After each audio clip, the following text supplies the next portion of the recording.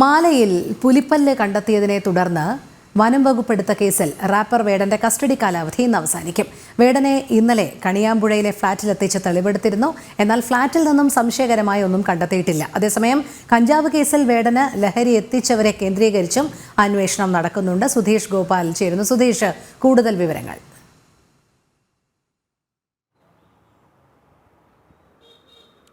ധോണി, ഇന്ന് ഏറ്റവും പ്രധാനമായും നടക്കുന്ന കാര്യം തെളിവെടുപ്പ് ഇന്ന് പൂർത്തിയാകുകയാണ്. വൈകിട്ട് 5 മണിയോടുകൂടി, അതായത് കസ്റ്റഡി കാലാവധി പൂർത്തിയാകുകയാണ്.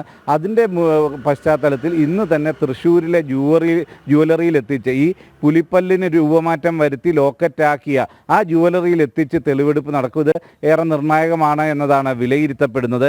ഇതേ സാഹചര്യത്തിൽ തന്നെ ഈ പുലിപ്പല്ല് റാപ്പർ വേടന് നൽകിയതായി പറയുന്ന രഞ്ജിത്ത് കുമ്പിടിയെ ഇതുവരെയും ബന്ധപ്പെടാൻ അന്വേഷണ സംഘത്തിന് സാധിച്ചിട്ടില്ല.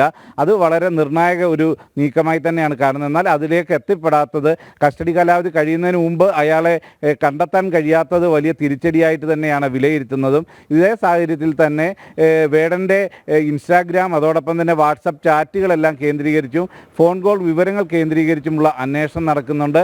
ഒപ്പം അടുത്ത സുഹൃത്തുക്കളെല്ലാം ചോദ്യം ചെയ്യുന്നുണ്ട്. ഇത്തരം നടപടികളെല്ലാം പൂർത്തിയാക്കിക്കൊണ്ട് തന്നെ ഇന്ന് തൃശ്ശൂരിലെ തെളിവെടുപ്പിന് ശേഷം വൈകിട്ട് തിരികെ കോടതിയിൽ ഹാജരാക്കി ജയിലിലേക്ക് അയക്കുന്നതിന് മുമ്പ് പരമാവധി വിവരങ്ങൾ വേടനിൽ നിന്നും ശേഖരിക്കുക എന്നത് തന്നെയാണ് അന്വേഷണ സംഘം പ്രധാനമായും ലക്ഷ്യം വെക്കുന്നത്. ഇതിൽ ഏറ്റവും പ്രധാനമാണ് ഈ ലഹരി എത്തിച്ചു തന്നത് ആര് എന്നതിലേക്കും ഇതുവരെയും കൃത്യമായി എത്താൻ അന്വേഷണ സംഘത്തിന് സാധിച്ചിട്ടില്ല. അതോടൊപ്പം തന്നെ മറ്റ് ലഹരി വിതരണം അത്തരം ഈ ശൃംഖലയിൽപ്പെട്ട മറ്റാർക്കെങ്കിലും ഇത്തരം ഉപയോഗവുമായി ബന്ധപ്പെട്ട് നിലനിൽക്കുന്നുണ്ടോ, ഈ കാര്യങ്ങളിലെല്ലാം വ്യക്തത വരുത്താനുള്ള ഒരു ശ്രമം തന്നെയാണ് അന്വേഷണ സംഘത്തിൻ്റെ ഭാഗത്തു നിന്നും നടക്കുന്നത്. ഇന്ന് കസ്റ്റഡി കാലാവധി പൂർത്തിയാവുന്നതിന് മുമ്പ് പരമാവധി വിവരം ശേഖരിക്കുക. ഇതിന് പാരലായി തന്നെ കൂടുതൽ സുഹൃത്തുക്കളെയും മറ്റും ചോദ്യം ചെയ്തുകൊണ്ടും മറ്റ് ഡിജിറ്റൽ തെളിവുകൾ ശേഖരിക്കാനുമുള്ള നീക്കവുമാണ് ഇപ്പോൾ നടക്കുന്നത്. രോഹിണി. ശരി, സുധീഷ് ഗോപാലാണ് വിവരങ്ങൾ നൽകിയത്.